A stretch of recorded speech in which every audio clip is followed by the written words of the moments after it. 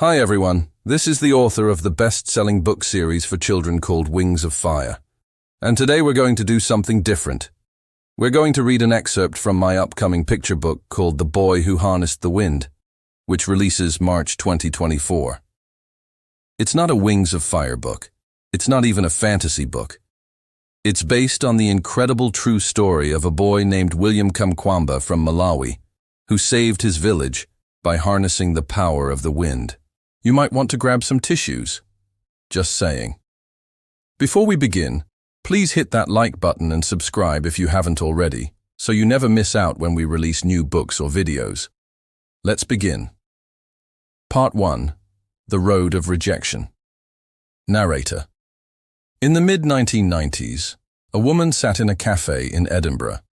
She had no job, no money, and no clear future. A stroller stood beside her table, her baby asleep inside. With every free moment she scribbled words on scraps of paper, words that would one day change the world. But in this moment, no one believed in her. Her name, J.K. Rowling. Early passion. Narrator. Rowling's love for storytelling began in childhood. She filled notebooks with fantasy worlds. But as she grew, life became harsher. A failed marriage, depression that weighed her down, living on welfare, unsure how she would provide for her daughter. Yet, even in darkness, she kept writing. A story about a boy wizard, living under a staircase, destined for greatness. Rejection. Narrator. When she finished her first manuscript, she was hopeful. She sent it to publishers. She waited for letters of acceptance. But the letters never came. One rejection, then another, then another. 12 publishers turned her away. Each rejection was a reminder of her struggles. She questioned herself, her talent, and her dream. But somehow, she refused to stop. At her lowest point, she was ready to give up. And then, something unexpected happened. Pause. Music fades. Black screen with words. To be continued. Part 2. The Road of Acceptance. Narrator. It was a blustery day in Edinburgh when Rowling sat down to write. The weight of the world pressed down on her.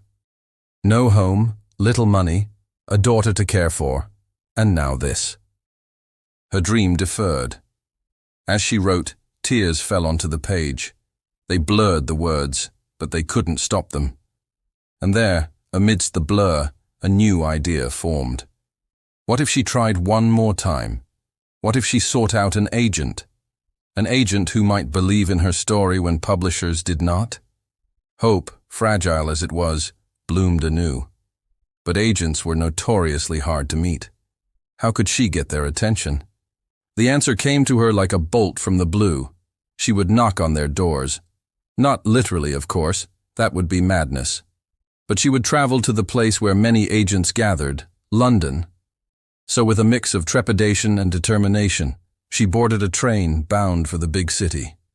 Clutching her manuscript and a list of potential agents, she felt like a knight-errant, a champion of dreams about to enter the kingdom of make-believe called London. Hope surged through her. What if one of these agents championed her book? What if they believed in her story? As the train sped on, so did her hopes. Each mile brought her closer to a possible yes.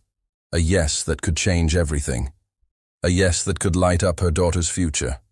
Yes, she was scared. But wasn't that the point? Wasn't taking a chance on your dreams what life was about? Yes, it was. Part 3. The Road of Perseverance. Narrator. Rowling arrived in London with a pounding heart. In her hand, the very essence of her being, her belief in magic, in stories, in dreams. The manuscript was more than paper and ink. It was her soul laid bare. As she stepped into the bustling city, she knew she wasn't just there as a tourist. She was there as an ambassador for a universe hidden behind the mundane, a universe waiting for someone to see its wonder. She found the address of an agent, Christopher Little, literary agent.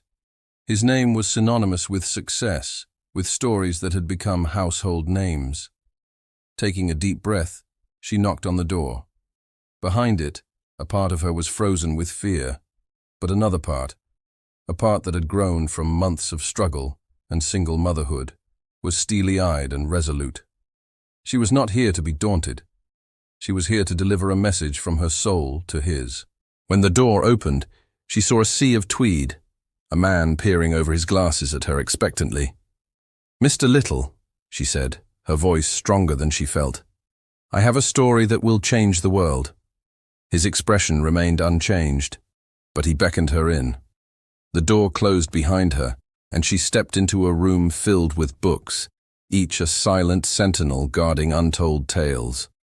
The air seemed to hum with the ghosts of stories, some that had soared, others that had fallen. Around him, on shelves and stacked on tables, were manuscripts, perhaps some destined for greatness, others not. He looked at her over his glasses. "Show me yours, Miss Rowling." Part 4. The Road of Destiny. Narrator. As she handed him the manuscript, a small part of her hoped he'd reach out, touch her hand, understand the story was more than ink on paper. But he didn't. Instead, he disappeared into the text, his face impassive. Minutes stretched, each one an eternity. Then he looked up, his face unreadable. "It's good. Very good. You have something here, Miss Rowling. Something powerful. Something that could change the world. But I'm afraid I can't represent you." Her heart plummeted. Was this the end of the road?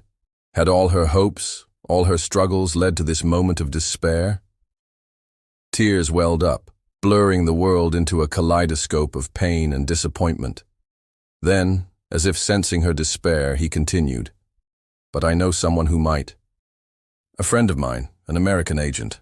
I think he'll take you on." Relief washed over her, sweet and unexpected like a summer rain. He pulled out a card from a desk drawer and handed it to her. "This is my card. Send the manuscript to my friend and wait for a reply. If he takes you on, call me. I'll introduce you both." With that, he dismissed her. She left, clutching the card like a lifeline. Outside, the sun was shining, birds were tweeting, and the city bustled with life, unaware of the private battles being fought and won in its midst. She walked down the street, each step lighter than the last.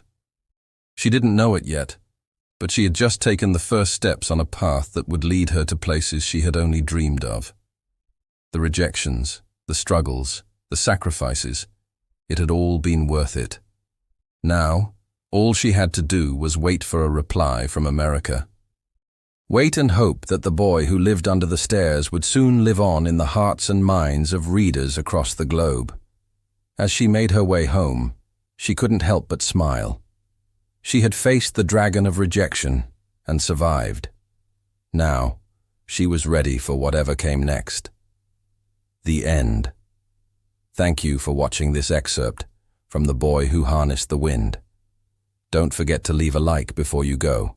And if you haven't already, subscribe so you never miss any updates on our latest releases. We can't wait for you to meet William Kamkwamba this March. Until then, happy reading, everyone.